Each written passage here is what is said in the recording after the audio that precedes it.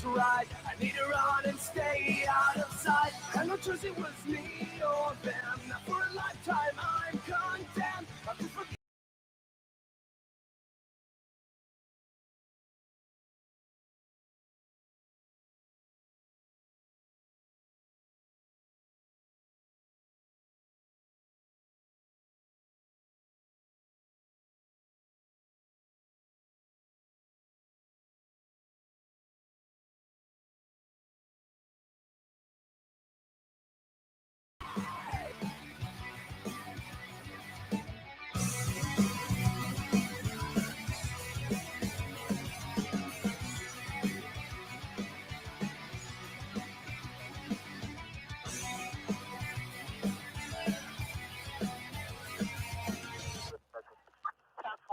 Confirmed officer down 1980 Park Avenue.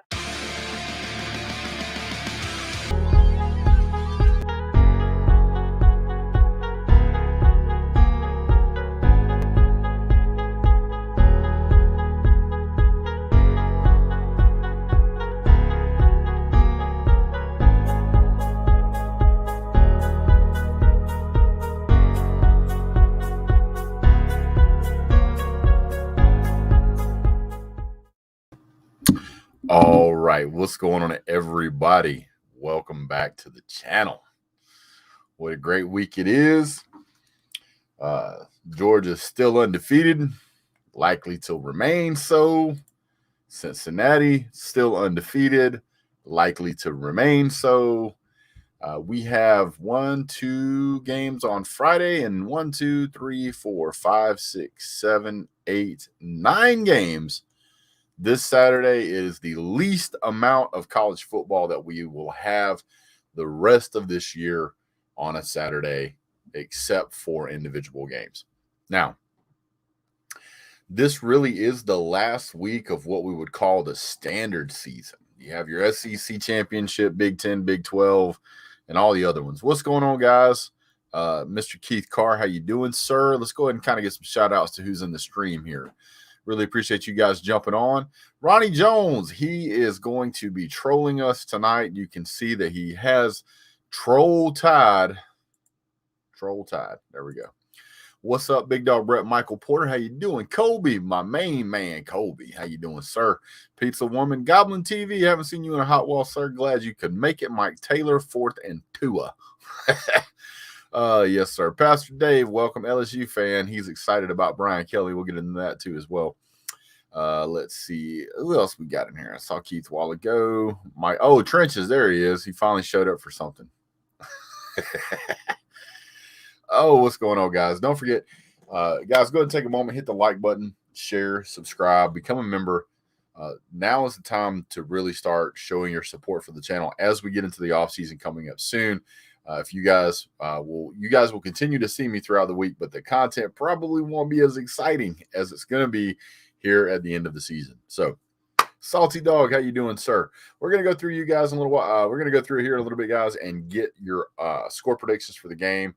I'm not going to give mine as usual. I'm not going to give mine tonight. I will give mine on my hype and hate video coming up this week. So, that having been said, what's up, Matt Holmes? What's up, Jeff Eastland?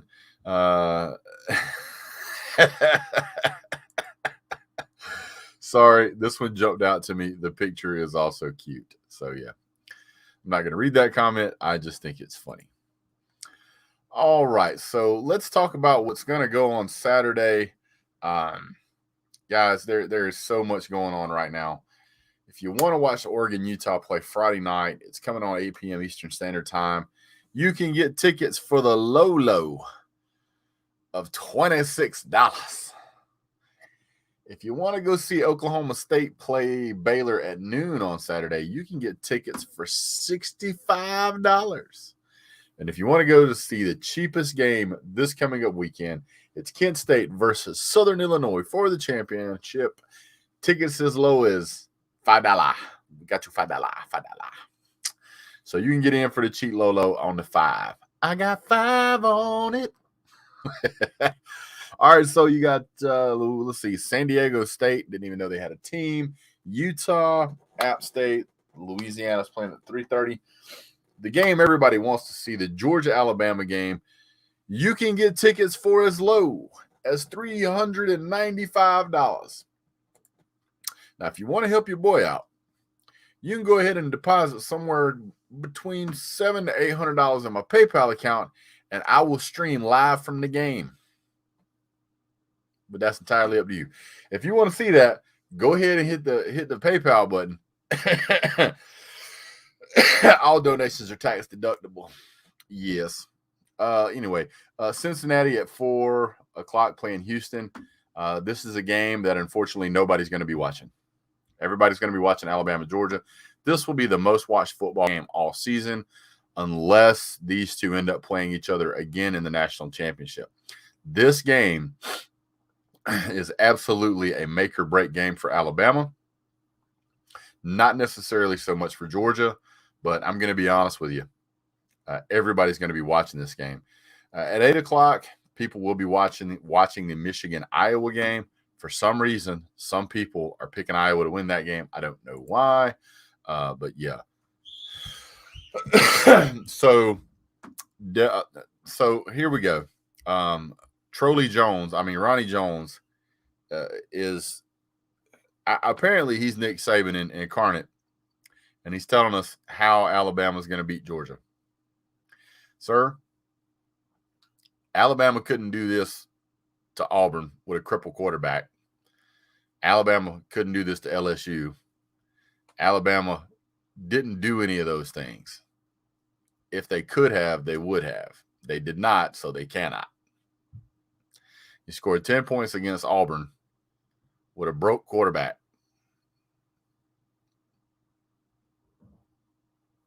But you're going to whoop Georgia. Yeah.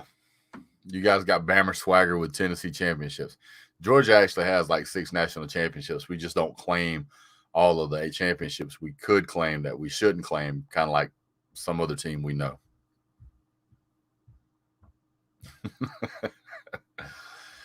Shane M. 1980 says, thanks for the show, Big Dog. As an LSU fan, happy with the Kelly hire. I hope he wins, but at very least, he isn't a buffoon. A lot of truth in that. I see a lot of scores already being posted here in the channel. We'll get into some of those. How did the QB get broken? Well, I would imagine that because he doesn't play very much and he stepped wrong.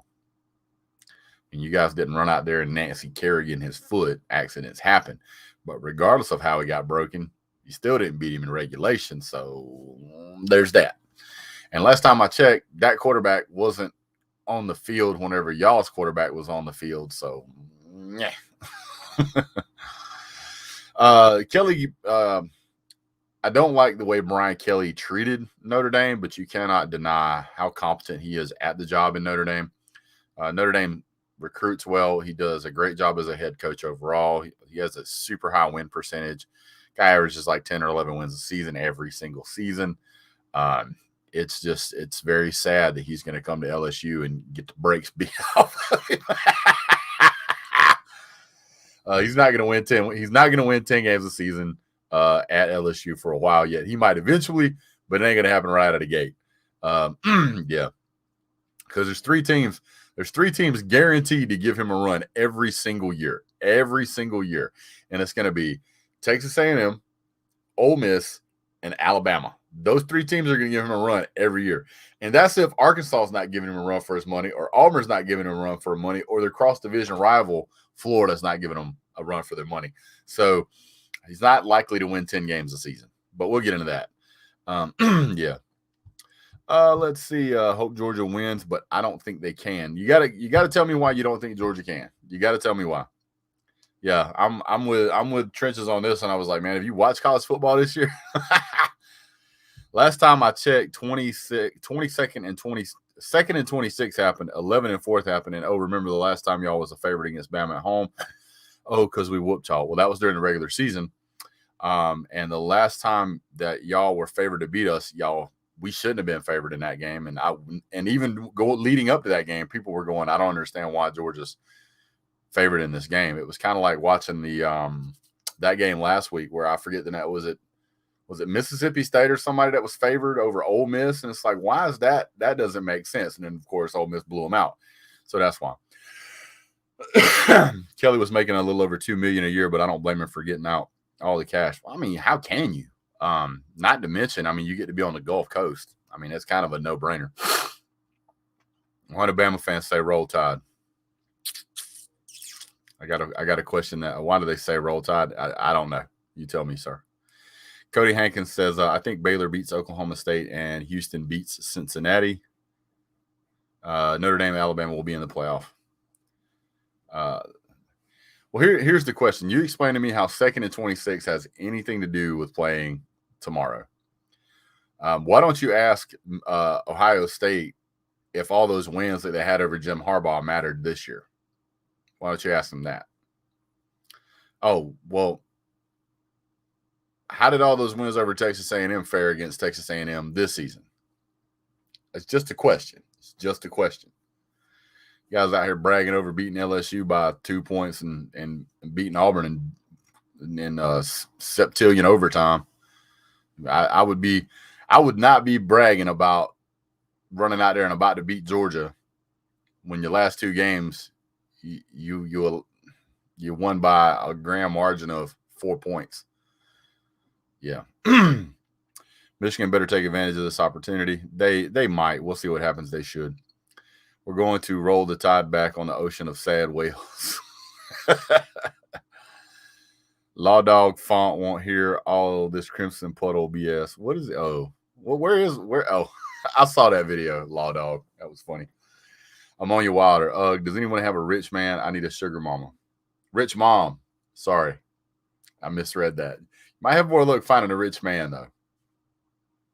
Statistically speaking, most rich men are rich men. Not Font. Yeah. So looking at the schedule, obviously a 4:00 game. Listen, if you're going to this game and you're going to Mercedes-Benz Stadium, when you get done, you're not necessarily that far from Centennial Park, ESPN. If you want to go early, I'm pretty sure the ESPN College Hall of Fame will be open. Go check that place out. It's a blast. I still got my fan all access pass right there. Go down there and check it out. It's not terribly expensive. I think it's like $20 a person. If you're a veteran, it's even cheaper. So, yeah. What's up, TikTok? What's up, Kalen the Spelling Bee, man? What's going on, buddy? Friction Viction says, hey, pizza. I'm not bragging about beating Auburn. You know what I said about it. Yeah, I'm not picking on you, Pastor Dave. It's just I got some other guys in here trolling. So, I gotta straighten those guys out. I did make a video that I posted, and it's like 20 minutes long, and it really is a detailed breakdown and analysis of the game. And a lot of people, honestly, they only have they can only give me like 7 or 10 minutes. I know because I can look at analytics, and that's usually where it starts to drop off, is like 7 or 10 minutes. So here's what I'm going to do. I'm going to give you guys an abbreviated version of why Georgia should win this game easily.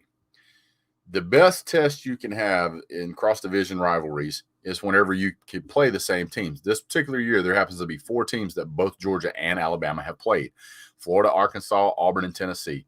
And every single one of these games, Georgia scored, they scored 27 more points on Florida. They scored 27 more points than Florida. Alabama scored 2. They scored 37 more points than Arkansas and shut them out. Arkansas, they allowed 35 points from Arkansas and only scored 42, so only a 7-point difference. Against Auburn, well, everybody knows they beat them by 2 points. They only scored 10 points in regulation. Georgia held Auburn to 10 points and beat them 34-10. Tennessee, Alabama scored 52 but allowed 24, and Georgia beat them 41-17.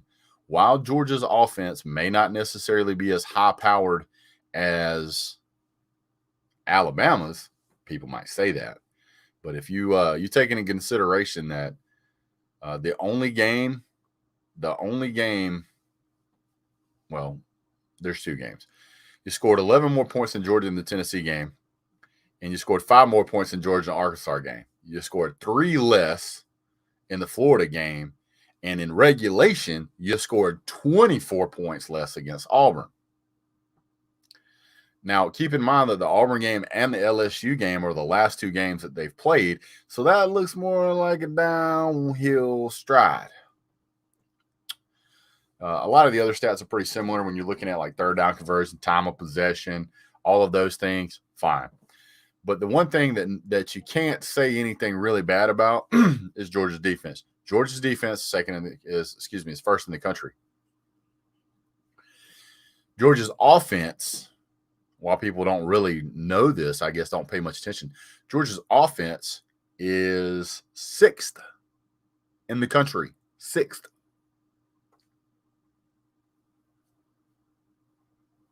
Yeah, Bama scored 28 points in the fourth quarter against Tennessee. Game was super close up until then. You're absolutely right. Michael Porter said thumbs up. The other thing that we need to point out is that there's been a lot of talk about Georgia's secondary. Georgia got a young secondary. Georgia's got problems at secondary. We're gonna spread them out. Transitive properties. Most of the time, a transitive property is not necessarily accurate, but direct comparisons kind of are. So we kind of go with those. Because that's how we get rankings, right? Because we say, okay, Michigan lost to Michigan State, but Michigan State got blown out by Ohio State, but then Michigan beat Ohio State, so that was probably a fluke game. That's part of them using the ranking system and the transitive property. That's just how that goes. The other thing is that when you look at Georgia's secondary, you do realize that Georgia's number 2 in the country. This includes above Alabama for those of you that are tough at math. The other team is Washington. 2nd in the country in passing yards allowed. Second. So Georgia does not have a terrible defense in the secondary. I don't know where that comes from.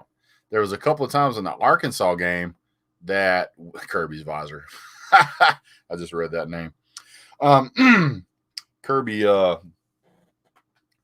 what you got? You got some important stuff to say? Yeah. Georgia blows everybody out. That's their weakness. Maybe they're just good. Maybe. The other factor that I'm looking at is that this will be the best offense Georgia has seen all season. No doubt. And it doesn't matter that it's an Alabama team. That does not matter. It didn't matter that it was an Alabama team when they played Texas A&M and lost. It didn't matter that it was an Alabama team when they barely beat LSU by 2 points. It didn't matter that it was an Alabama team whenever they beat Auburn and had to go to quadruple overtime. It doesn't matter. So the other thing that we can draw a direct comparison from is that I believe Bryce Young was sacked 5 or 6 times in the Auburn game.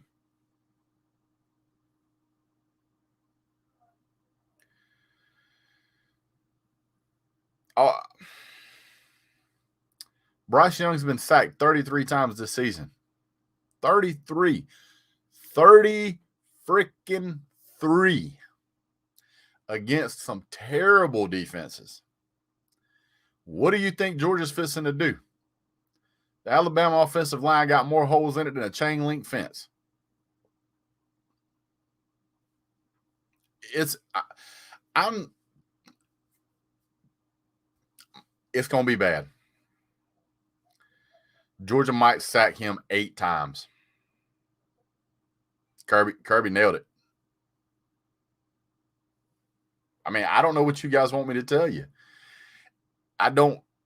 Saying it's Alabama doesn't carry the same weight this year. It's not that I hate Alabama. I'm not a giant fan of Alabama for obvious reasons. But to sit here and say that just blindly that Alabama's going to beat Georgia just because they're Alabama, that doesn't even make any sense. Yeah, Homegrown Cowboy says new game, new season. Bama O-line and pass defense is suspect. That's where Georgia needs to take advantage. Georgia's offensive line is going to be – it's going to be a stat day for some folks. Nakobe Dean's going to live back there. Nakobe Dean, I would not be surprised if he's figuring out right now how to snatch the handoff from the backup towel boy. because all three of the major running backs on Alabama are currently sidelined. I mean, people act like Georgia doesn't. I believe N'Kobe Dean just won some award for being a bad freaking nature back there in the secondary. But hey, what do I know? Booty sniper. Bulldogs win by 10. Bryce Young, snot bubble sacks. What was that quarterback at Tennessee that Georgia gave a concussion to that one game? That may be Bryce Young this year. Even though Georgia, by the way, no Mac Jones, no Tua, no backups. If you guys' quarterback goes down, it's really going to get out of hand. Even though Georgia beat our rear end, and I'm an Arkansas fan, where do you think Arkansas may wind up in a bowl? I've never been very good at predicting bowl games, but I mean, maybe the Music City Bowl. I don't know. I'm not good at that, so don't hold me too close on that. Bama 38, UGA 7. Stetson gonna chick. Don't say I didn't warn you. For y'all who don't speak Bamanese, he meant choke. Don't say I didn't warn you. Though if UGA wins, though, I will tip my hat to you guys. You only need to use though one time in that statement. And you can pick either place. Both of them work, just not together. Though if UGA wins, I will tip my hat to you guys. If UGA wins, though, I will tip my hat to you guys. Though if UGA wins, though,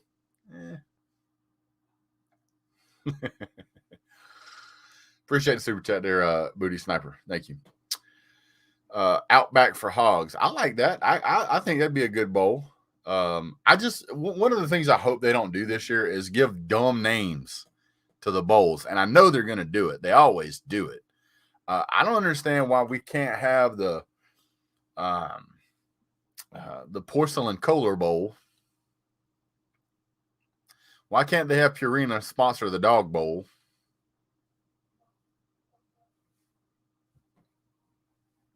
I don't know. English class with a dog. Yes, sir. While the language may be slurred, the grammar is syntactically correct. Hey, big dog, any thoughts on where Mizzou might end up? If they work really hard, they may be able to get into the March Madness tournament. But as for football, it's over. I don't know. The Kleenex Bowl, maybe. You know what? It's gonna be the Cheeto, the Cheez-It Bowl, the Cheez-It Bowl for them. Hey, let's see. Typical Alabama. Bamanese, that's a good one. Haha. Dang it, I misspelled choke. At least the man owned it. At least the man owned it. The Popeyes Bowl. Popeyes Chicken Bowl. You know what? KFC should sponsor the KFC Famous Bowl. That's what needs to happen. Am I drinking whiskey and Coke? Absolutely not. It is straight water.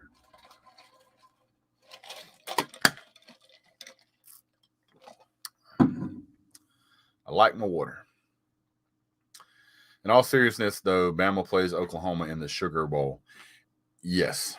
But what's going to happen to Oklahoma? We don't know. Oklahoma is, without Lincoln Riley, he convinced a lot of the players, he convinced a lot of the students on campus to go around and put up all of these posters celebrating him leaving. I was just stunned when this happened. Did any of you guys see this? I mean, this is stunning. I mean, it really is. For those of you who don't know, you can go find this over on the Twitter space here. So what I'm going to do is I'm going to share my screen just so you guys can see it. I was absolutely impressed that he was able to get these guys to do this. Now, if you look right here in the middle of the screen, it says traitor. right here as well. So yeah.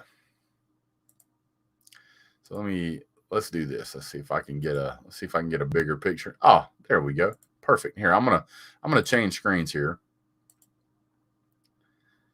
And we'll go to share screen, Chrome tab. I think it's this one. Yes. There we go. That is at the University of Oklahoma. Yeah, man. I think every team in the SEC is going to a bowl game with the exception of Vanderbilt. Over here on the right, you can say, how are things going in Norman? Trader banners posted on OUC Tower statue in front of the stadium hours after Lincoln Riley leaves. Man, ain't that a shame? Yeah, a lot of negative recruiting is coming at Riley and SoCal going forward. Boy, you bet you. He's not only taken some of the recruits, he's also taken, I believe the quarterback is leaving Oklahoma, going to USC. Apparently also some of the coaches. And then he wants to act like it was a spur of the moment thing. Whenever we found out he'd actually been looking at property in Southern California. Ammonia Wilder says Georgia went undefeated in a conference that had 13 bowl teams, and they ain't played nobody. They ain't played nobody. Where's Uncle Lou at? He needs to bust that line out. Who have they played? I'm a hardcore Bama fan, but I think it's pretty clear that Georgia's the best team in the country this year. But sometimes the better team loses. Anything can happen. Yeah, Rattler may be going to Arizona State. I agree. It's going to be a rough year. Am I excited? Are you excited that I'm a couple of years? Sorry, I got to get my thesaurus out.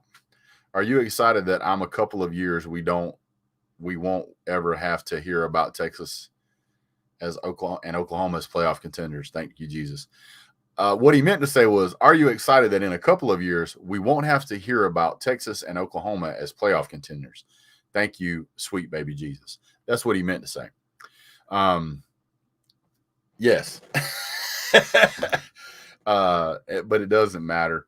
Really, what you're going to see here moving forward is Georgia, Alabama, probably Ohio State and Michigan. They're turning the corner again. It looks like Oklahoma State is probably going to be the candidate moving forward. Georgia going to take out their frustrations from the last six and beat the snouts off the elephant. But who have they played, Whit? Who in the hell they played? Pizza woman cracks me up. So I would have told you 2 months ago that the QB and HC at Oklahoma would be gone. What would you tell me? I'd have said you was right because they wasn't going to make it into the playoffs.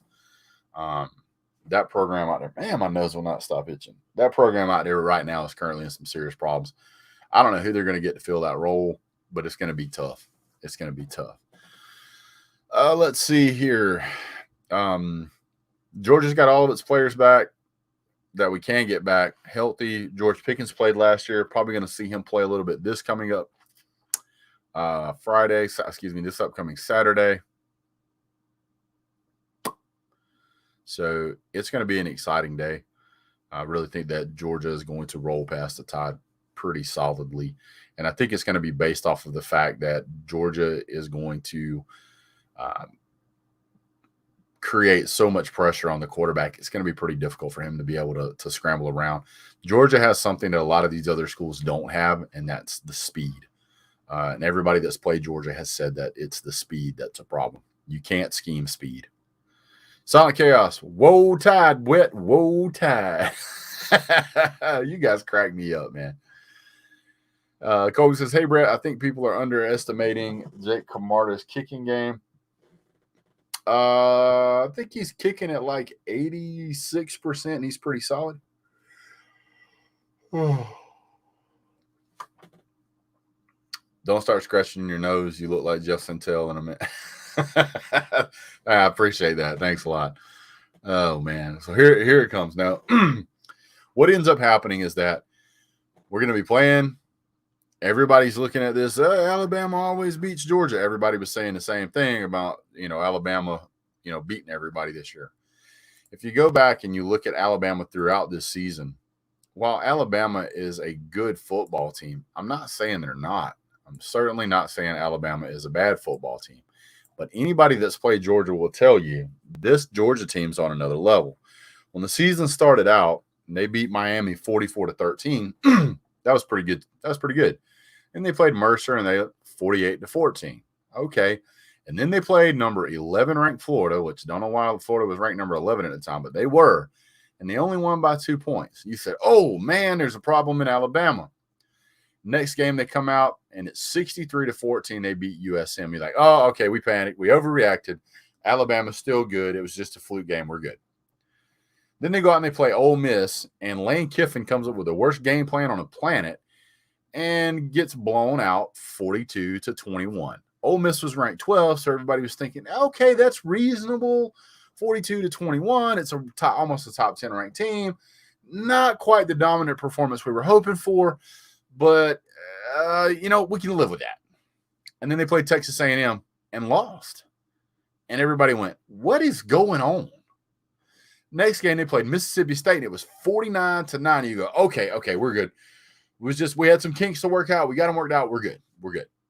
And they play then they play Tennessee, and they go, Tennessee has a really good offense, 52-24. Much more like the, breaking that 50 mark is much more what you're used to seeing out of Alabama. Then they played LSU and only won by 6, and everybody's standing around scratching their head going, what in the world is going on over here? Then they play New Mexico State, and they blow them out 59-3, and you go, okay, I'm a little confused, but it looks like we got it fixed. Then you play Arkansas, and you only win by 7. And you're like, well, Arkansas must have got some kinks worked out. Maybe they're better. And then you play Auburn, and you go to 4 overtimes, and you're like, what in the world is going on? Listen, guys, this is not an Alabama team like we've seen in years past. I keep trying to tell you guys that. I mean, and it's not me trying to be, rude or any of that stuff. It's just that's the way it is. If you jump back to 2019, they beat Duke 42-3. They beat New Mexico State 62-10. They beat South Carolina 47-23. They beat Southern Miss 49-7. They beat Ole Miss. They scored almost 60 points. Texas A&M 47-28. They beat Arkansas 48-7. They beat Mississippi State 38-7. They beat Western Carolina 66-3. I mean, there is no comparison, in my opinion, between this Alabama team and the years of old.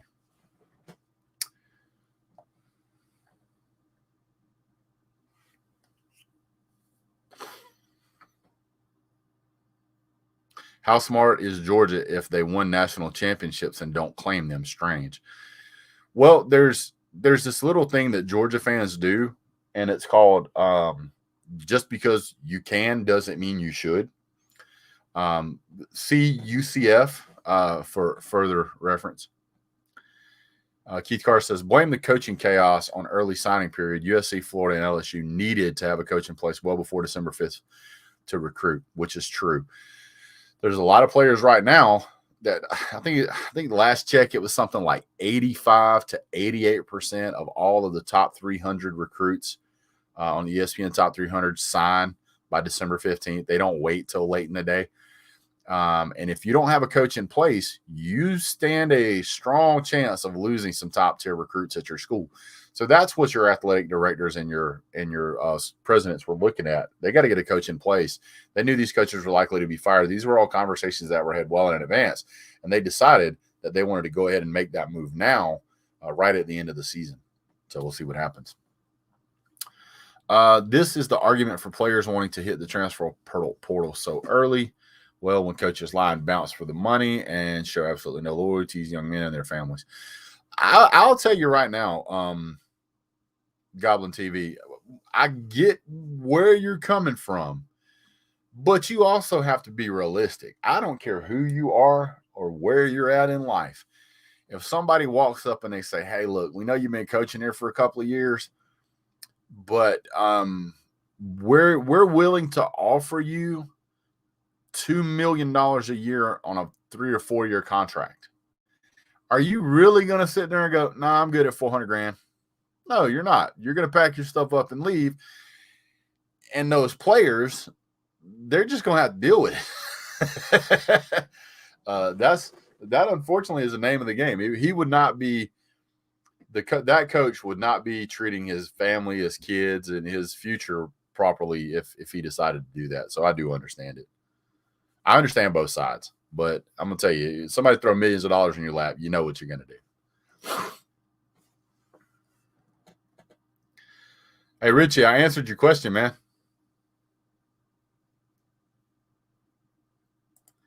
Hey, watch this. And that'll help you out, Richie.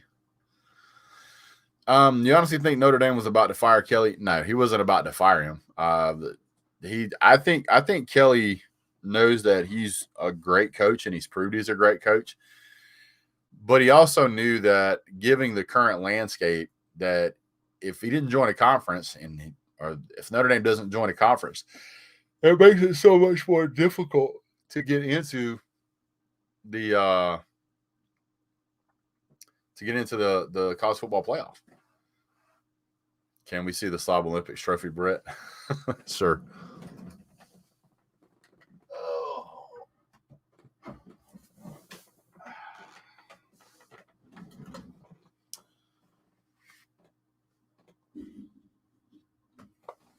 So here is the one and only Slob Olympics Champions Cup. I didn't choose the slob lifestyle. The slob lifestyle chose me. And summer, spring, winter, fall, I'm the biggest slob of them all. My phone's going off. Must be an Amber Alert. Let's see. Yep. Amber Alert. World's full of evil people. So I'm going to go ahead and blast this out to you. Amber Alert, Atlanta, Georgia. License plate CRF 9791, Georgia. 2017 blue Toyota RAV4. If you see this, please reach out to the authorities. Let them know that you've located this vehicle and help get this person back home. Yeah. So, yeah. That's it. Courtesy of Uncle Lou. He sent this to me. He had my nameplate put on there. And this will be going to Pigeon Forge in March, courtesy of yours truly. I will be attending, and I will be competing in the next Slob Olympics. So yeah, yep, that's the Slob Olympic trophy right there.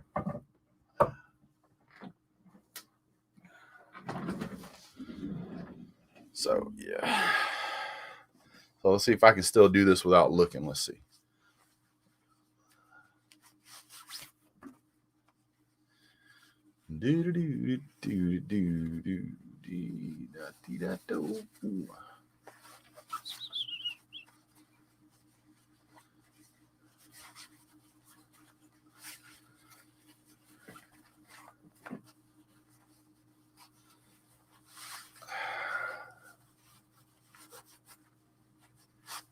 Still got it.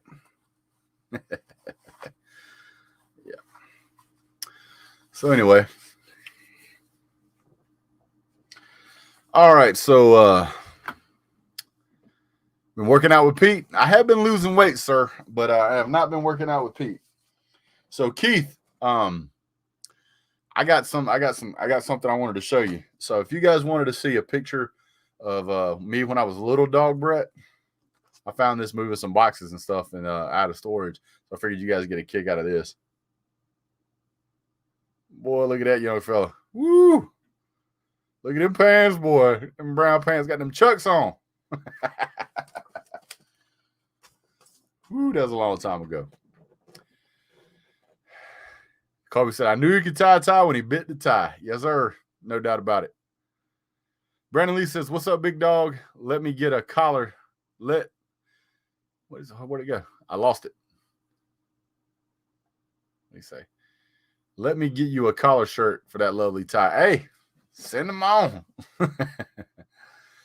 You made my argument, Brett. I'm talking about people saying it's wrong for a player to not show loyalty to a school and wanting to hit the portal just because they didn't get playing time.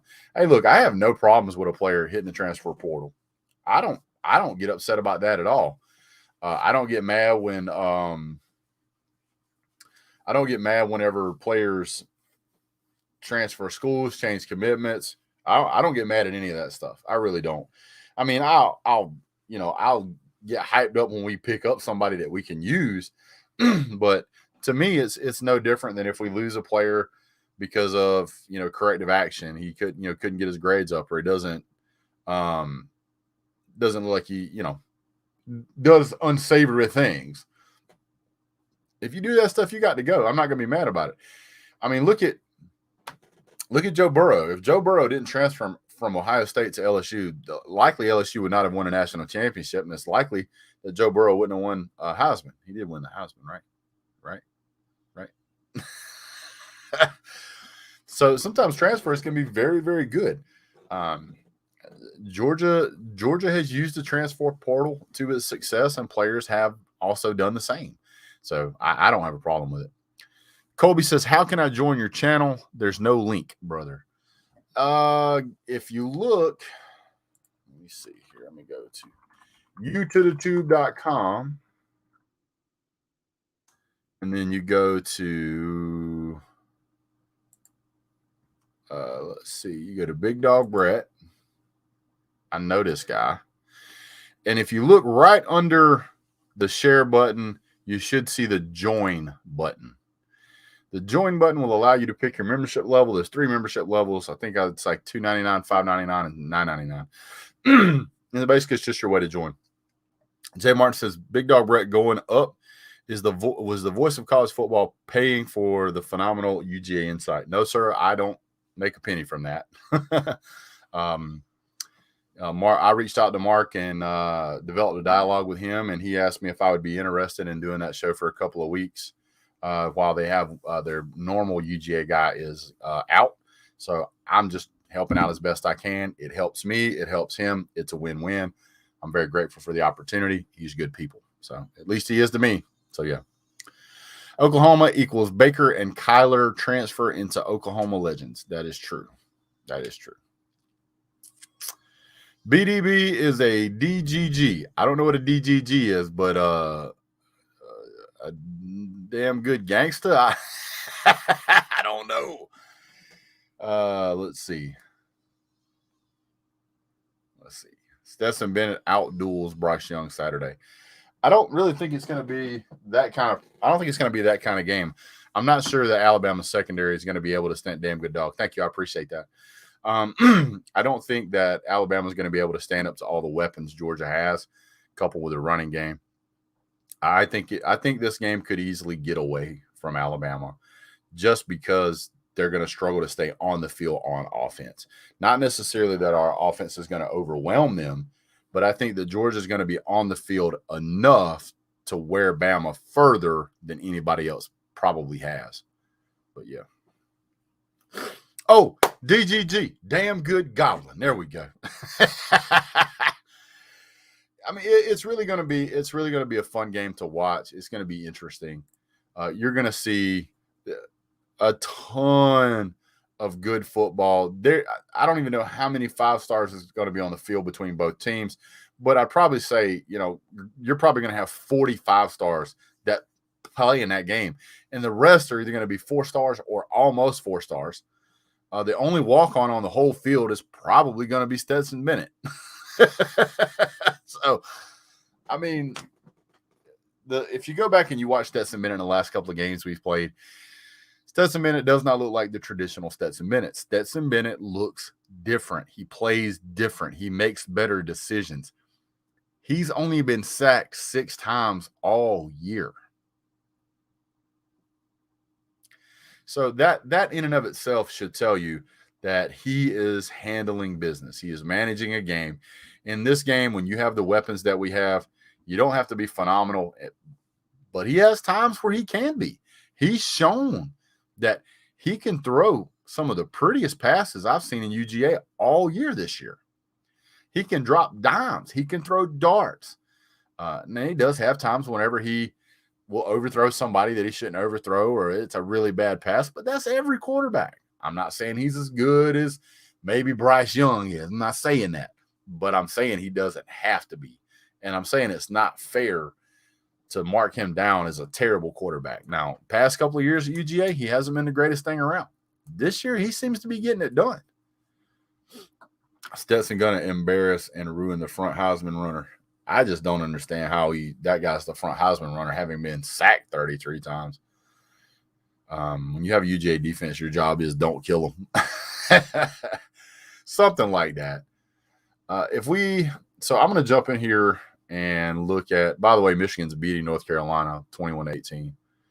If you're a basketball fan, I'm not really a basketball fan. I used to watch basketball. Me, Keith, and Mr. Michael used to watch the Bulls play back in the day, but that's a long time ago. I really haven't watched basketball since then. Let's look at Stetson Bennett real quick, just to give you an idea. Stetson Bennett he's thrown for almost 2,000 yards. He's thrown for 21 touchdowns, 5 interceptions, only been sacked 6 times. He has a rating of 188. I mean, he's not bad. Let's see. Stetson Bennett is our 5th leading rusher on 38 attempts for 240 yards. For every runner over, we'll say 38 yards, or 38 attempts, which is how many he has, only one person has a higher average. He averages 6.3. James Cook averages 6.5. Zamir White, 5.4. Kenny McIntosh, 5.7. And Kendall Milton, 5.0. So nobody with any significant amount of carries has a higher average than Stetson Bennett, with the exception of James Cook, at 0.2 of a yard.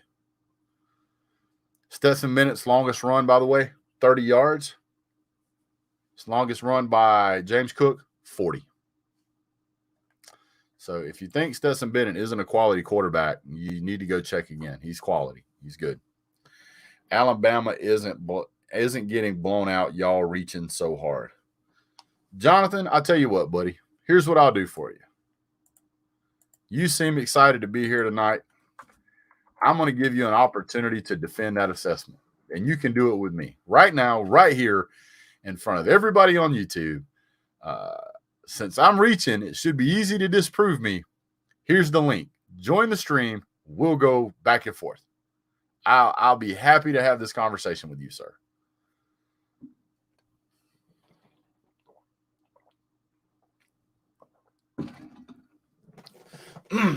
Yeah, they're not going to put Notre Dame in a game without the head coach. The head coach is already gone.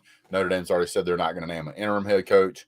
That's asking to embarrass the committee, because they'll get blown out. They will.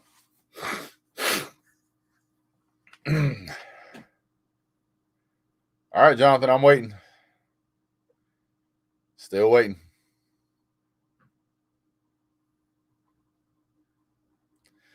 Jonathan, dude, here's the link, man. Jump in here and tell us about it, man. I'm waiting. Do it. Look at me. Look at me. Do it. The committee already confirmed that they wouldn't put in Notre Dame over Ohio State. Good. If Georgia wins on Saturday, we can just go ahead and call the playoffs the Georgia Invitational. Yeah. Isify. Oh, I think Bama still gets over OSU. OSU not even playing in their championship game. Yeah. Absolutely. Oklahoma State theoretically could get him. So there's that. Oklahoma should have 2 extra natties. Those illegal picks were. Oh, here's Trenches. Trenches said he'll jump in. What's going on, buddy? I don't reach, man. I'm just here to hang out. Not much. You hear me all right? Yeah, I can hear you. I'm reaching. Isify is lighting him up, man. Doesn't this Georgia team remind you of Bama 2016 defense? It does. The Alabama 2016 defense is one of the greatest defenses of all time. Here's Kobe. Kobe, you got to get you a hat, brother. I know, You man. just woke up, man. You just woke up. Oh, did I lose Trenches? He'll come back. What's going on, Keith? You're muted, sir. Man, I've been at work all day. Don't make fun of my hair. I ain't making fun of your hair. Just let you know, man. You startled me when you got your cam on and you ain't ready. Yeah, well, I'm just There's somebody. You got to warn me. I was a real person, not a troll. You know what I mean? I know what you mean, man. I know what you mean. Even though I look like a troll, obviously. It's all good. Oh man, it's been a great day. This is gonna be a great week. It's gonna be a great weekend. I fully believe Georgia is going to be in command of this game early on. I don't think, after seeing what I've seen this year, is that if Georgia gets a lead, they're not going to take their foot off the gas pedal this time. No. JC said, I told you eating those powdered donuts, Brett, will make your nose itch. That's actually not why my nose itches. What happens is my mustache hair touches the side of my nose, and I get a sympathetic reflex. Jonathan Williams says, yes, we do. We are the playoffs. You ever see somebody try too hard? Mm-hmm. I'm seeing that. I see it out of Bryce every week. I think there is still hope for Bama to get a spot. Notre Dame's not getting a spot. Oklahoma State loses, they're not getting a spot. And then, Yeah, but they need Oklahoma State, Michigan. They need at least two teams to drop. I don't Or know. Cincinnati. I don't think so. It would become, if Oklahoma State loses and Georgia beats Bama in a squeaker, then you're kind of having. I still think they put a between one-loss Notre Dame in before a two-loss Bama. I don't know. I don't think Notre Dame's going in with no conference championship game and without Kelly. I don't think they get in. Yeah, they're not going to put Notre Dame in. Notre Dame is in sixth place. They may, but I would venture to say the playoff committee would take a look at the fact that Kelly left, and they're not playing a championship game. Ohio State's not playing in a championship game, so do you take the two-loss team that just lost a squeaker to the best team in the country? It'd have to be a really close game. Yeah, I don't like the idea. I don't like the idea of two of the same conferences being in there, but I think there is still a door open for Alabama for sure. Well, they've done it before. I don't think that Brian Kelly leaving has anything to do with the playoff committee. At least that's what they tell us. So who knows?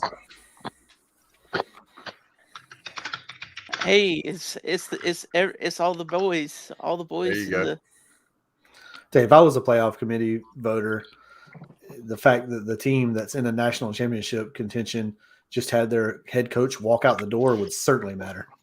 It would certainly matter to me, because if he doesn't have faith in his team, then why the hell should I? Oh, I agree. Hey, Trenches, can you read that? Can you read that super chat for me? I already miss Megan Mullins' red and black panties, don't we all? No, you got to read that last. You got to read that last word properly. Panties. That's Panatees. Manatees. Panatees. Yeah, that's the underwear you put on manatees. It's panatees. Hey, JC is our newest member. Appreciate you joining the channel, sir. Thank you so much for supporting the channel. Really means a lot. You guys are awesome. It's what helps finance this expensive studio I have. Let me ask you this: how mad would Bama fans be? Let's say Georgia beats them by 3 scores, right? Not saying it's going to happen. Let's say in the scenario it does. Let's say they drop, and then they're sitting there going, "Okay, we got a 1-loss Notre Dame team, a 2-loss Bama, and a 2-loss Ole Miss." How mad would Alabama be if Ole Miss got that 4th spot? Oh, you know what they'll say. Well, we beat Lane. Oh, it's a rebuild year anyway. That's the one time we look good this year. It's like we got 15,000 national championships, man. We got to have a down year every now and then, Right. And then next year, if they're good, they're going to be thumping their chest wanting to play Georgia again. Oh yeah. Oh, bring it on. I don't know. Next year might be a problem. Yeah, it might be. But we finna lose about. Let's see how many people we got on the roster. So it's mostly defense we're losing, and that I'm kind of happy about that because a lot of people ain't talking about this. The good news with the way Georgia plays is we constantly rotate in and out. Yeah. So everybody that's replacing has had really good game time. Yeah, and that's the way it's supposed to be. But yeah, at every position except quarterback. Now, don't get it wrong. I think Bama's definitely going to be the team to beat next year. Oh yeah, for sure.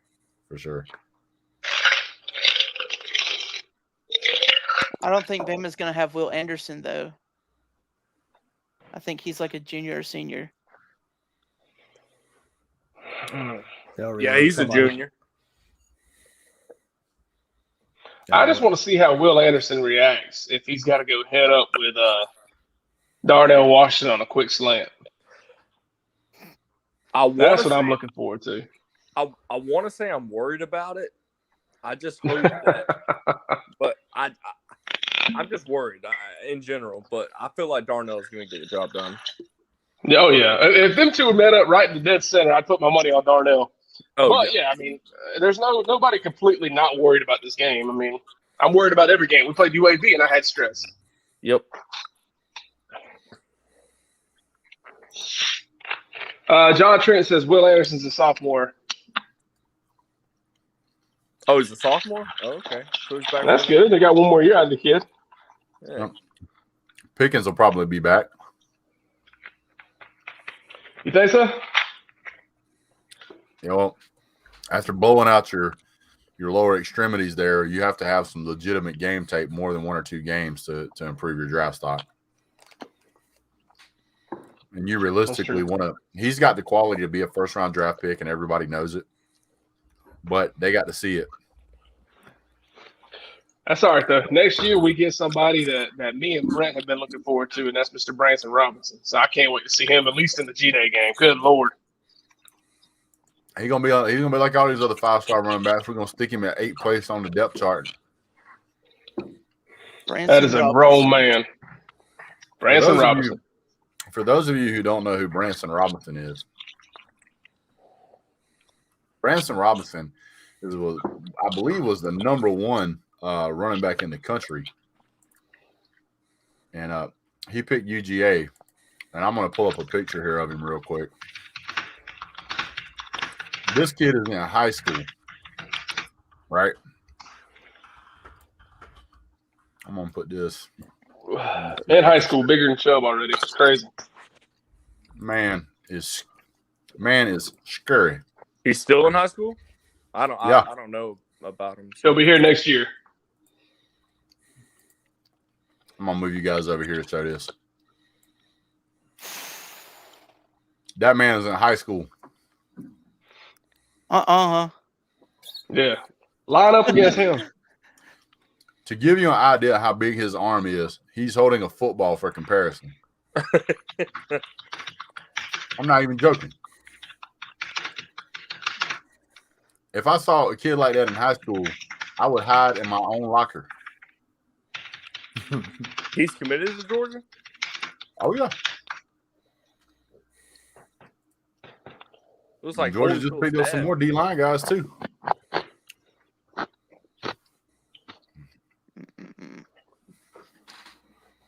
How's he a 4-star? So to give you a little more information on how 4-star and 5-star stuff works, you get those rankings not just based off of stats, but there's like all these camps and stuff you have to go to show off your skill set. And if you don't go to all the camps, or you miss a camp, or you have a bad camp, it doesn't give you a cyber rating. You can raise it, but it is what it is. Yeah, that guy eats iron and spits nails. What state's he from? From Georgia? I think he's from Mississippi. I think that's right too.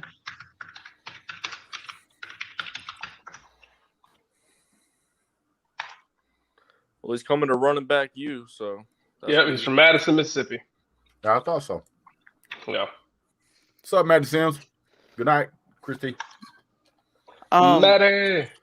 I love Georgia's recruiting cycle for defensive backs. This recruiting cycle, you have Jaheim Singletary, you have Malachi Starks, who could either play linebacker or defensive back. You have Kamari Wilson, who's thought to be like a silent commit, but just hasn't said anything yet. I mean, and I know there's like you have Julian Humphreys, who decommitted from Florida and committed to Georgia. There's so much defensive back talent coming in. Our defensive back unit's going to be a lot better next year.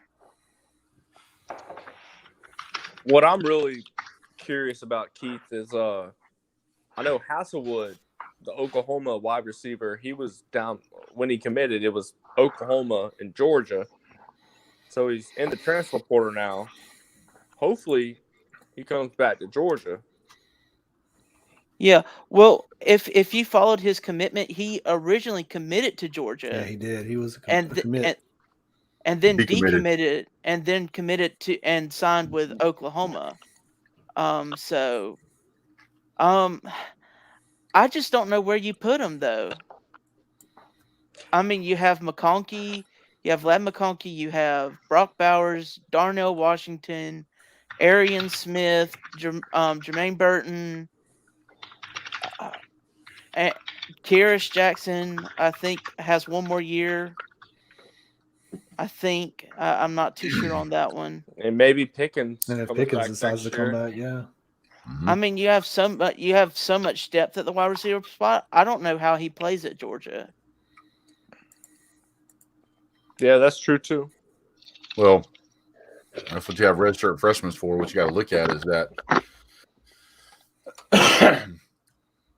there's going to be next year is going to be a weird year for this year is a little bit of a weird year. Next year is going to be a weird year because the coaching carousel is going around right now, and there's really no elite quarterbacks that just blow you away like Joe Burrow, like a Mac Jones, like a Trevor Lawrence. You just don't. Those guys aren't out there right now. The closest thing is probably like a Gunnar Stockton, maybe, but he's too much like a Tim Tebow type. Yeah, but he's not playing right now.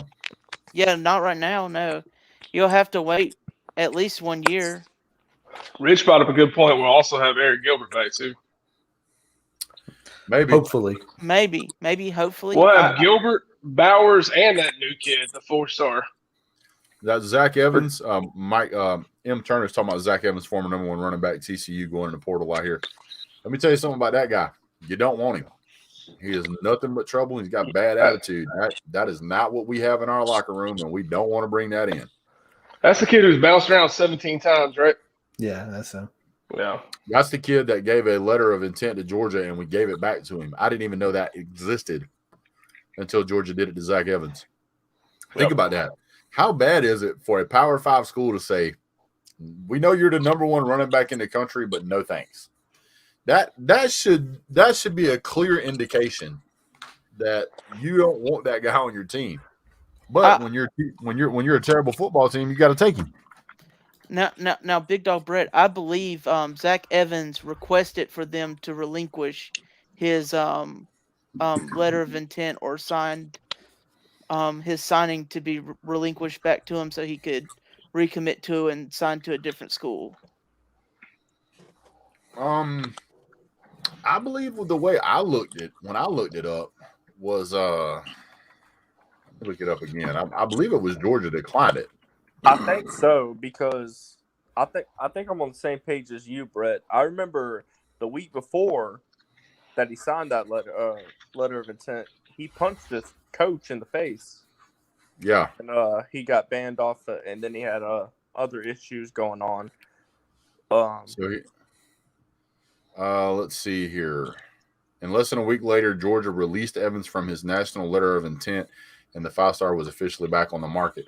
So the way it's worded, it could be possible that he requested to be released, but that's not the way it was wrote up, if that makes sense.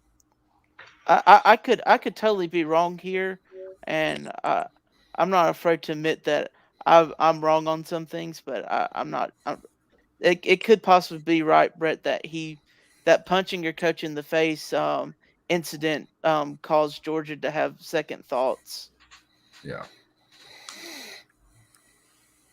I'm gonna be honest with you guys. I find it very frustrating whenever I go to a website and they have information and you're about halfway through reading it, this big giant pop-up pops up and wants you to like get a VPN or something. And I'm like, dude.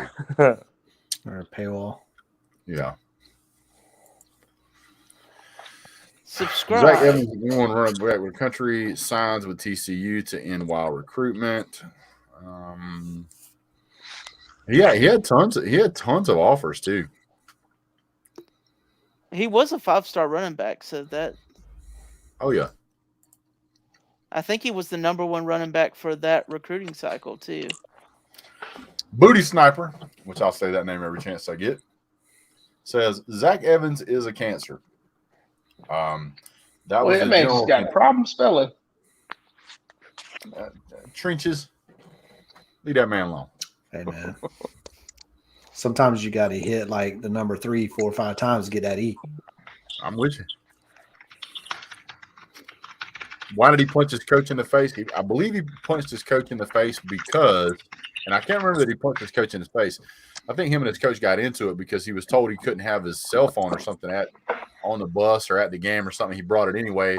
Coach told him to give it. He wouldn't give it, so they suspended him off the team or something like that. Yeah, that's what I heard. What's up, D4?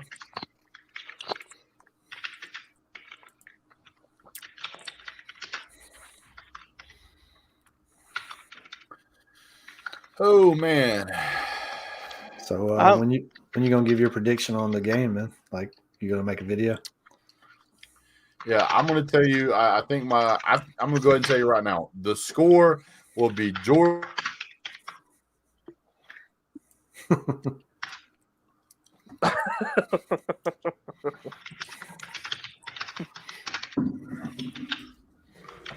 Keith, if Bama wins, why do they win? Asking for Brandon Lee. Which Keith? You? Me? You. I forgot I got 2 of y'all in here. I think it's the one that looks better, which would be you, Keith. Hey, Brett, I got somebody we might want on here if you want to drop the link. If Bama wins, why do they win? Correct.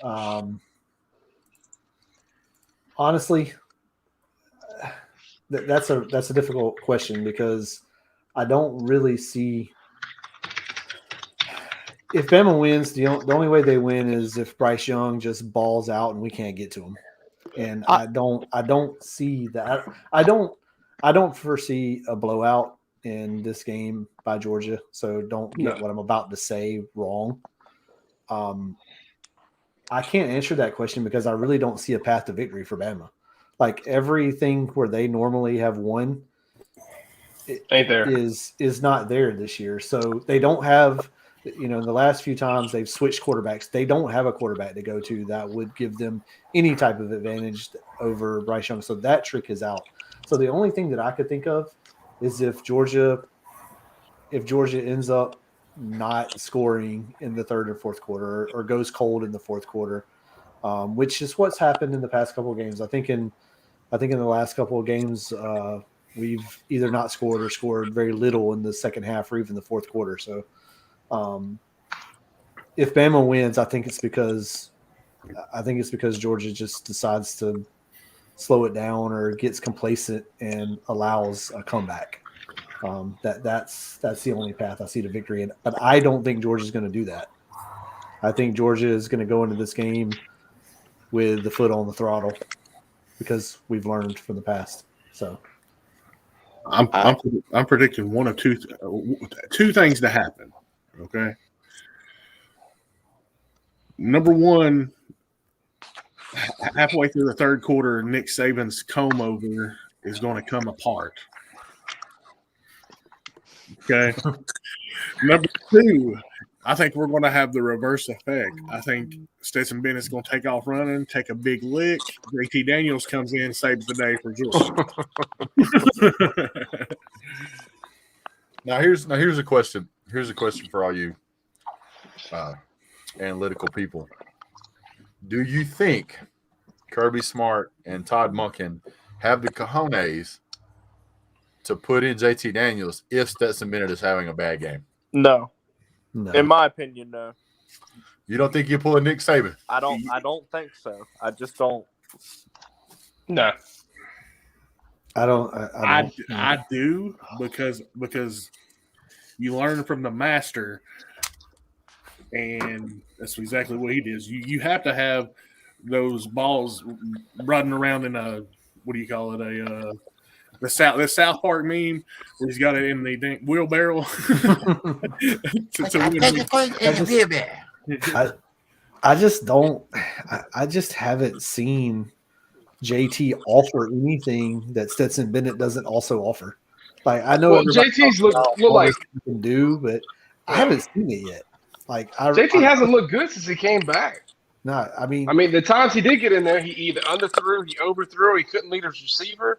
Yeah, I mean, I know everybody talks about, coming into this year, he was a Heisman hopeful, and I guess that was based off of 4 games he played last year. I mean, he did throw for 400 yards last year, but honestly, if Stetson would have played all the games that we've played this year, he'd probably had a couple 400 or 500 yard games. But we run the ball 90% of the time in the second half in every game that we played this year.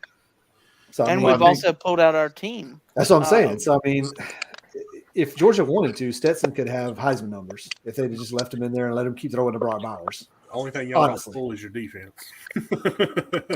No, because they don't want nobody to score. I mean, you see what happens. You got people calling timeout with 3 seconds left on to try to score 6 points when they're down by 40. That's some video game stuff. And Kirby's not going to forget about that. Trust me. Here's a crazy stat for you guys. I'm gonna throw some crazy stats at you. Okay, let me explain to you in crayon, not you guys, some of you guys, but not all of you guys, but most of I'd appreciate the crayon drawing. It's fine. Thank you. Yeah, Cliff's a fan. I got to put it in crayon for him. Thank you, man. That's the only way we learned in undergrad. So I mean, if you're talking about crayons, can I get one to draw some hair over my bald spot? We just melt it and pour it on. I'm gonna need more than one crayon there, Doug. I need that crayon box with the little pencil sharpener on the back. You have the 64 pack. You had to say crayons, Brent. We're gonna keep rolling with it now. Golly, I won't mention that ever again. That fucking box of crayons is like Crayola or Rose Art. I'm a Crayola man myself, but golly. So here's some crazy stats for you. Georgia beats Florida in blowout fashion, 34-7. I hope they found it. Same Amber Alert. Georgia beats Florida 34-7 in blowout fashion. Stetson Bennett has his worst game all year. Throws for 52%. Wins the game. Georgia plays against the best offense we've seen all year. Has a terrible game. Throws for 58%. Beats Tennessee 41-17. I mean, when you look at his performance, he's had games where he's been pretty good, where his completion percentage has been higher. But even in the South Carolina game, he threw 1 completion on 3 attempts, and we beat him 40-13.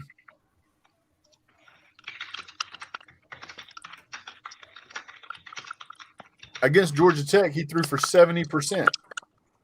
Against Mizzou, he threw for 68%. Against Kentucky, he threw for 70%. Against Auburn, he threw for 67%. And it really doesn't matter who we play. The end process is pretty much the same. Georgia winning in blowout fashion because of the defense. In the last game that he played in, we played against Georgia Tech and demolished them 45-0. That game could have been 100-0 if we would have left him in. He had 255 points 255 yards in like the first quarter and a half. Yep. 4 touchdowns, 77-yard long. His QBR rating, it was 97%. His RTG was 243, off the charts. So can the guy play? The guy can ball. It's just a game plan. So I think Todd Monken knows how to game plan. Todd Monken is. Yeah, I agree. I think they know exactly what they've got in. I think they know exactly what they got in Stetson. They've worked with him and they've helped him. I'm coming on Brandon here. Like, I'm not saying that there's any type of terrible game that Stetson could have that would cause JT to come in the game. Obviously, he goes out there and throws 3 picks in the first half, but just to switch up the game because it's close and he doesn't see us, I don't see that happening. I think Stetson's ability to run on third and medium, third and short, having that just in the back of Alabama's head and something JT can't offer, I think that's invaluable. And I mean, and you've seen Stetson have the ability to run and then still have his eyes downfield. I mean, I remember that play at Tennessee where he's scrambling and right at the line of scrimmage, he throws it 13, 15 yards downfield for a first down when he could have ran for 5 or 6. It's like that. That's things that Stetson didn't do last year.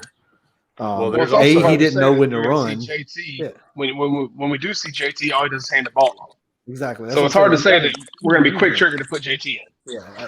Now, don't get me wrong. I think if Stetson goes out there and throws, like I said, 3 picks in the first half, I mean, you're kind of.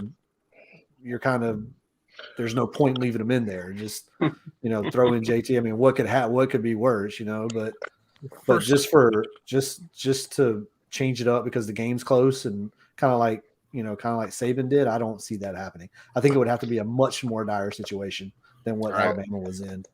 I think if he throws 2 picks, and we're down 2 or 3 scores, then yes, I can see him pulling him and putting him in just because Georgia's worked so hard. And I think that would probably be more of a decision that's coming from Todd Monken than it would be coming from Kirby.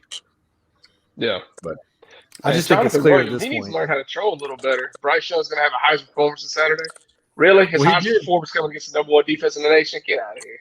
What was that game? I'm not going to. What was that game he threw for 500 yards in, and they only won by like 2 points? That's 2 weeks ago, right? Oh yeah, that was a Heisman performance right there too. Broke an all-time record for Alabama for most yards in one game. Yep. Throwing, passing, won by 2 points. Killing it. You're not going to do that. I was looking more at the truth. But for a guy, Brandon, thank you for the super chat, sir. Thank you, sir. Oh, sorry. For 500 yards, man, they only won by like 2 points. Hey, Sniper, do me a favor there and cut your sound off on your YouTube because it's going to echo really bad. I just love the name. Yeah. That is a fantastic name. The Booty Sniper. And he LLC'd it. How great is that? I do have a question about.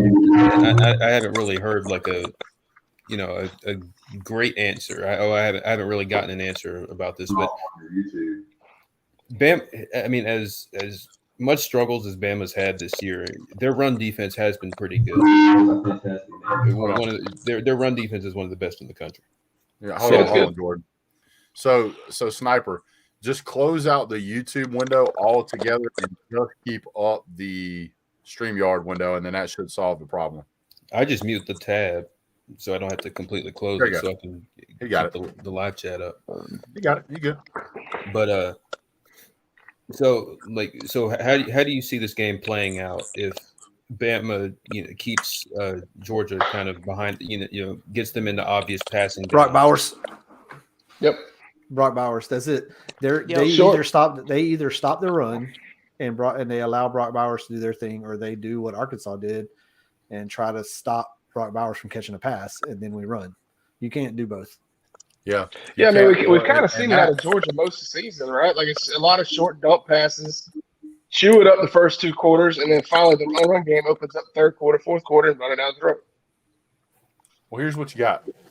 You've got to choose between trying to stop Brock Bowers or Darnell Washington, Brock Bowers or James Cook, Brock Bowers or Zeus, A.D. Mitchell, Brock Bowers or Kenny McIntosh, or rotate in Brock Bowers and Darnell Washington at the same time, That's why There's I think too Stetson many Bennett. weapons. Yeah, that's why I don't think Stetson. I mean, this is the Alabama. This is the type of offense that Alabama ran a few years back, where you didn't really have to have the Heisman quarterback, right? You could have a McElroy or somebody like that can just McCarron. get the ball to your guys, you know. And that's what Georgia has. Georgia has riches all over the skill positions on offense, and so.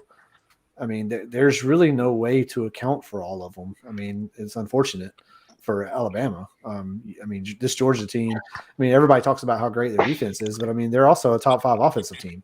So, I mean, you know, Bennett's going to have time to throw. I mean, our offensive line has been protecting him all year. He's going to have time to throw to these guys. And if they over pursue on him, or, you know, he can also run. So, I mean, that's why I was going back to what I was saying earlier. I don't really see a path to victory for Bama. Now, I don't think it's going to be a blowout, but I think this Georgia team matches very well with this Alabama team.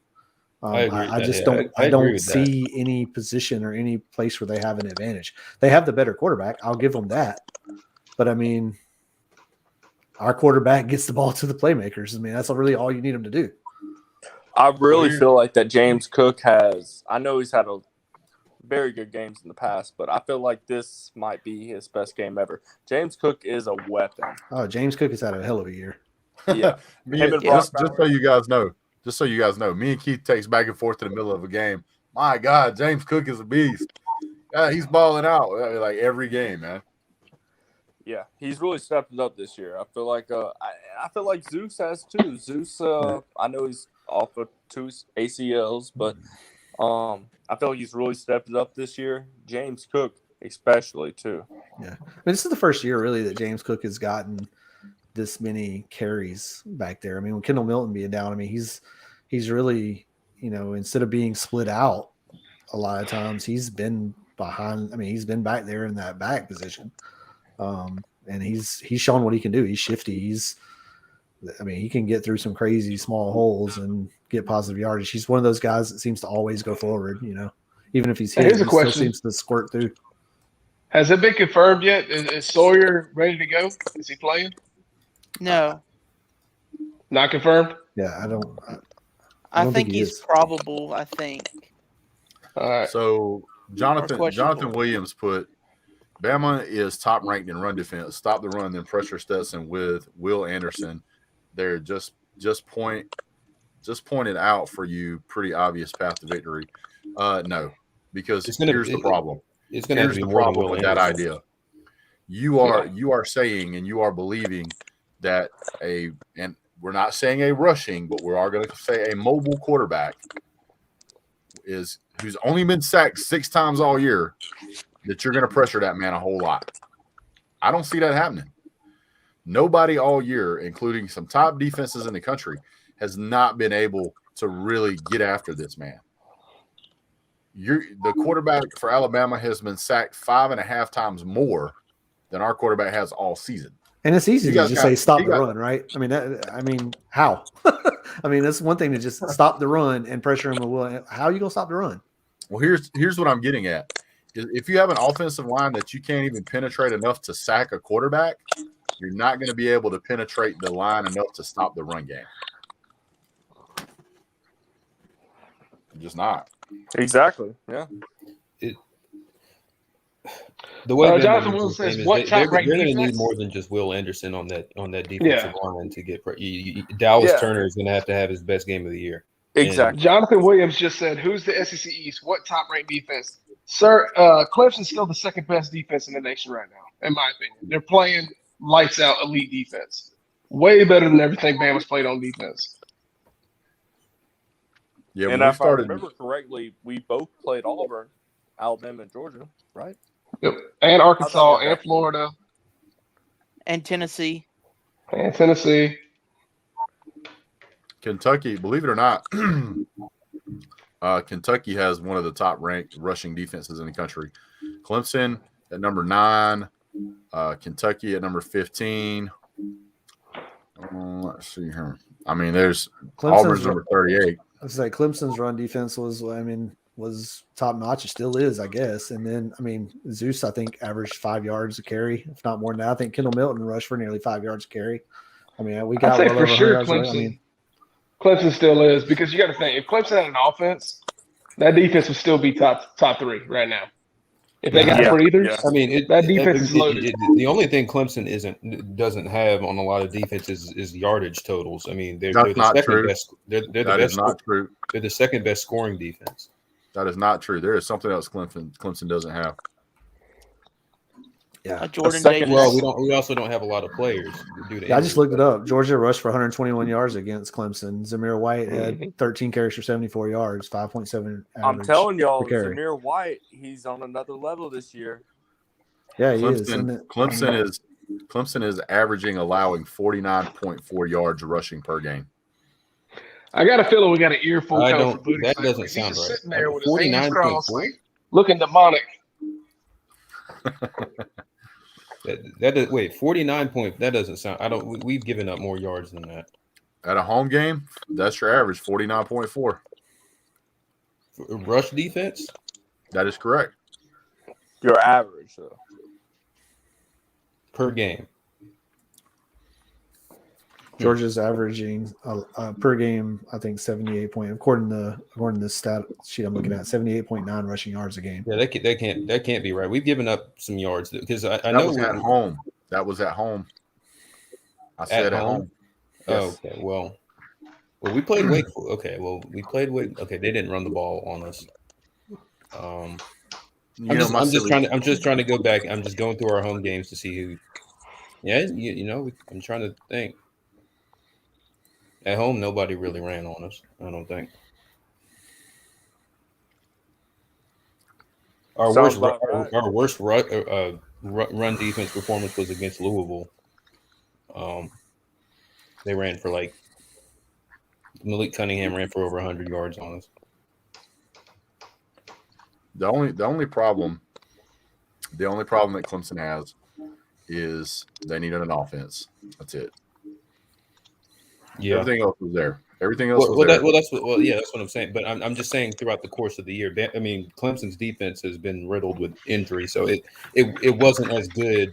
It hasn't been as good, since the beginning of the year. It was arguably right there with Georgia's in terms of returning experience and talent.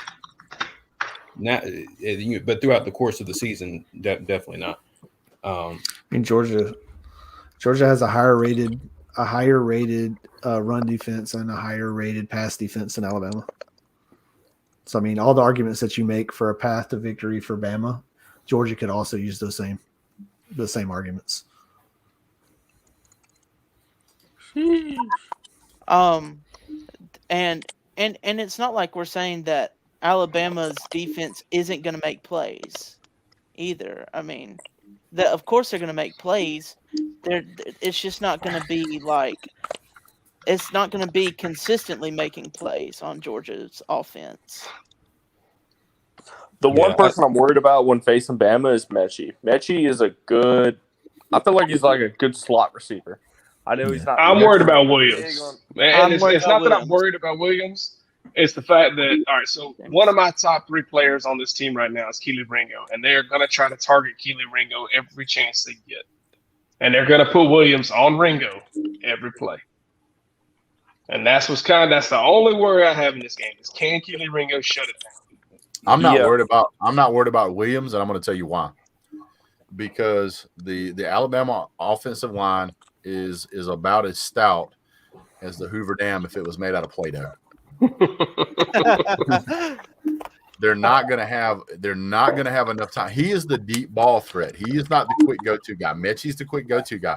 If you look at the stat line, you'll find that Mechie has caught way more passes, but for shorter yards on average. Jameis Williams is their deep threat, and he's not going to have time to throw downfield. For instance, it would be like Georgia depending on George Pickens to win a game. We don't have a quarterback that can really utilize George Pickens properly, so that's a waste. In their case, they're not gonna be able to provide enough time for him to get that far downfield to get open. It's just not going to happen. He's not going to be able to run around and scramble like he does in all these other games to extend plays. Georgia's defense is too fast. So but if there is one where they pick up the block, that's where I'm like, man, they're gonna go to Williams. I mean, they're going to hit some shots downfield. There's no doubt, but they're not. Right. It's not going to be consistent. It's not. I mean, if you look at how, and here's what I'll say: even though their offense may be okay or good, they were only able to put up 10 yards against Auburn. They were only able to put up 24 points against LSU, and both of those teams struggled mightily against Georgia. This just, I'm sorry, if their defenses can hold them to that number, Georgia can. So I'm not going to sit here and get all worried and bent out of shape thinking that, they got Jameis Williams. That's a path to victory. No, it's not. The reality of the situation is if it wasn't Bama on the side of their helmets and everybody was actually looking at this objectively, Georgia would be a 2-touchdown. Double digit. Yeah, double digit. I mean, let's be honest. I mean, I'm not trying to, fanboy over here, but I mean, if you just looked at this on paper, looked at these two teams on paper, Georgia would be, I wouldn't say 14. It'd at least be a 10-point favorite in this game. Yeah. If you just took Bama off the side of the helmet. The one person that is the X factor for Alabama is Nicholas Lou Saban. And that's it. He don't play a snap. And he don't play He can't get on the field. He too old. He too old. Yeah. Can you hear me, Big Dog? I can hear you, sir. Okay, I don't know if my mic. I've been having issues with the mic. Hey, I appreciate you letting me on your show. Been a big fan for a long time. One thing that's why I wanted to come on is with my super chats. I know Trisha said something about my spelling. If I spelled the hands of the T's or whatever, it was blocking me. And I got you. Even when I said Zach Evans is a cancer, yeah, I had to misspell it because or whatever. But, oh man, YouTube. No. Yeah, I know, dude. I mean, we all know YouTube. But hey, one big factor that I think here, and I want to jump on real quick, is which I've heard of so many people talk about with George Pickens coming back. Is like, he's not going to be utilized, and like, maybe somebody earlier said that, Stetson Bennett really doesn't look at George Pickens. He didn't last. But that being said, if he is on the field, Alabama has got to account for him. And if you got George Pickens, Darnell Washington, who was built in a government lab, Brock Bowers. They grew Brock Bowers in the cubicle right next to where they made Darnell Washington. Oh, dude, yeah, and right next to where they made George Pickens. Right, that's the next generation. Darnell was here, and then Brock Bowers. They were like, okay, we made these mistakes with Darnell, but. Hey, if there was any play that I enjoyed this year, it was the quick pass over the middle to Brock Bowers, and it looked like somebody shot him out of a cannon. In stiff arm. Exactly. That man was gone. There was people that started 5 feet from him, and that's as close as they ever got. There's two weapons that Stetson uses a lot that nobody's talking about. We're not talking about Ladd. We're not talking about AD. But Adonai Mitchell, though, man, sometimes that guy can't catch a cold. Yeah, but neither can anybody on Bama's I wouldn't team. put AD Mitchell there. Adonai Mitchell, he'll AD Mitchell gets open more than most people think. Yeah, but He gets open. I've seen him get get open. open. He just doesn't always come down. Okay, all right. So hang on a second. Let's play devil's advocate here. Why is it okay to name AD Mitchell, or not name AD Mitchell, but we can name Mitchie and he drops a third of the catches thrown to him? All right, that's true. I mean that's true. Nobody was saying Mechie was. But how many yards does Mechie have? A lot. He's the only. I guess you got Williams. He's got more than Mitchell. Yeah, but we got more weapons. That's why. It's the same argument you hear about Will Anderson. Yeah, if Will Anderson was on Georgia, he'd have half the tackles he's got on Bama because we rotate people out. Right. Sorry, it's just how it is. We got more weapons on offense. Yeah. We got more weapons on defense. Yep. Let's talk about something else. I guess we lost Keith. I'm gonna throw the link back out. He says, "I got to run, BDB. See you guys. Go Dogs." All right, later, Trenches. All right, man. I'll just kick him out then. How about that? So anyway, I don't think he. Wait, hold on a second. I don't think Trenches was trying to leave. I think he was reading what Keith said. Yeah. No, maybe I don't. What the hell, man? I was about to. I knew He's it all wasn't just tripping. kicking I was him out, like, I could have sworn he said he was reading the comment. Oh, okay. I didn't hear that. I thought we were brothers. That's fine, Brett. Damn. Hey, wait, why's this? Play musical chairs with your ass. I'm put you on the bottom now. Hey. That's fine. I love being dead center. I appreciate it. Look where you My put show me now. and you. Dead center, so don't play with me.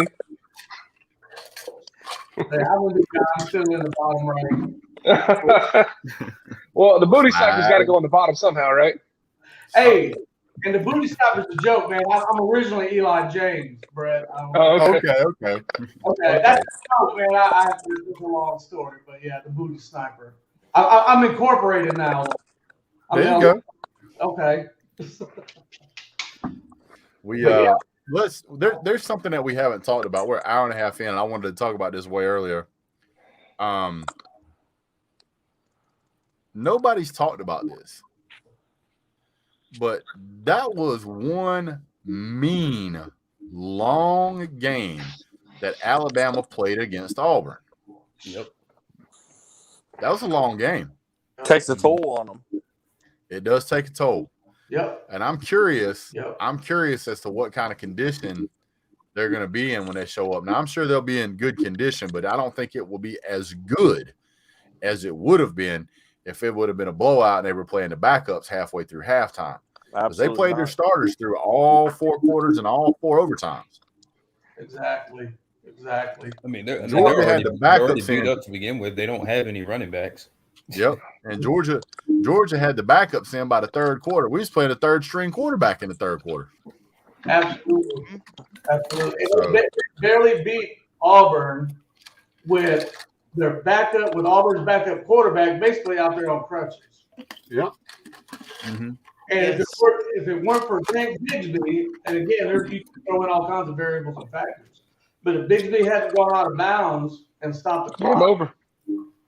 Which hats off to that guy, by the way, quarterback for Auburn. And I don't give props to Auburn very often, right?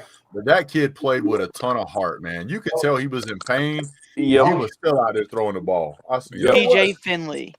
I got a lot of respect for that kid. I don't like Auburn, but I got a lot of respect for that kid. Here's a question. And I know it's hard to answer these coulda, shoulda, woulda questions, but the way that Bama's defense and offense was playing that night, if Bo wasn't hurt, how would that game have turned out?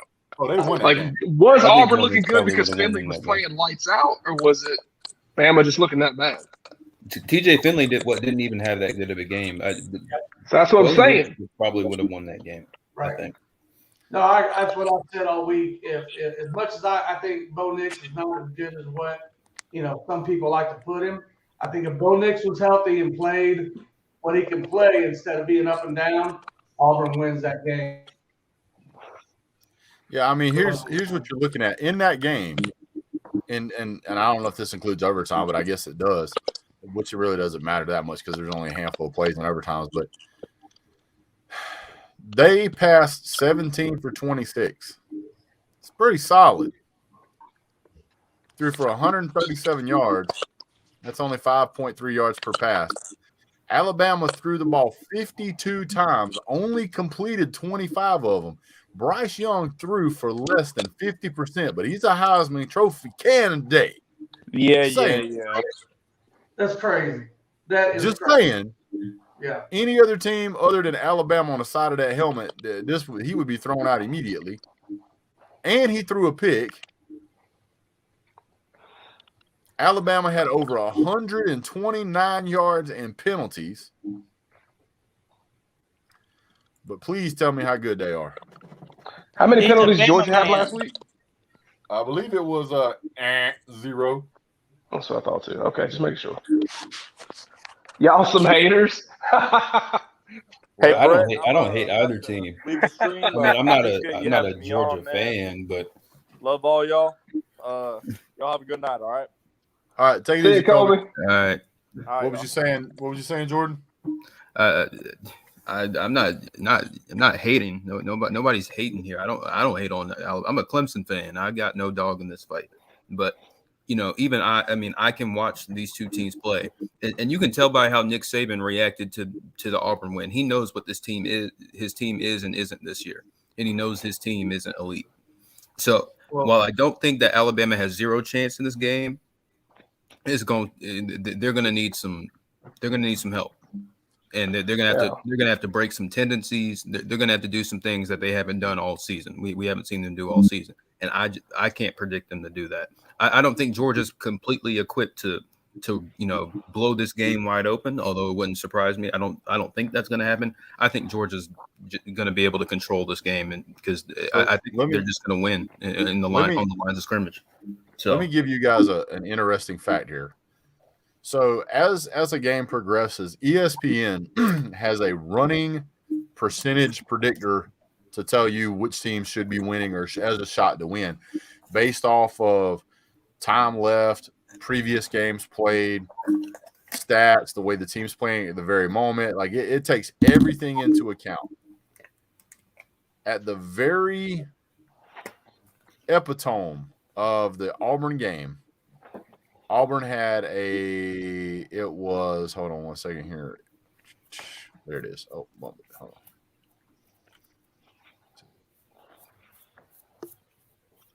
It was 2nd and 10 at Alabama with 1:27 to go in the fourth quarter. Bryce Young passed incomplete to Slade Bolden. At that point, based on the stats, Auburn had a 99.9% chance to win that game. Yep. Wow. That's crazy. The Atlanta Falcons for sure. And there was another moment in the game whenever if Tank Bigsby stays in bounds, they likely win that game. So to tell you how close it was in that game, to say, oh, it was tied and overtime, no. Based on the stat line, they basically pulled a miracle out, a 0.01% chance of winning that game. That's how close that game was. And you think that team's going to beat Georgia? And you better. I'm not trying to be a hater, but I am trying to say I'm trying to be realistic. Jonathan just said a minute ago, our favorite troll of the night. If Georgia loses, are we going to blame the refs again? If Georgia loses, I don't know about y'all, I'm blaming Kirby. Yeah, you better. Yeah, you better. Period. No excuse to lose to this. No, this year's Alabama team. Well, not with what Georgia has this year. This is as big of a gap between the two teams as there's been since 2017. Yep. 2016. I want to break down something that we probably really haven't talked too much about is the coaching. And Alabama's coordinators are not looking too hot this season. Oh man, Bill O'Brien's a beast. You ask an Alabama fan, they want Bill O'Brien gone. Golding's killing it, man.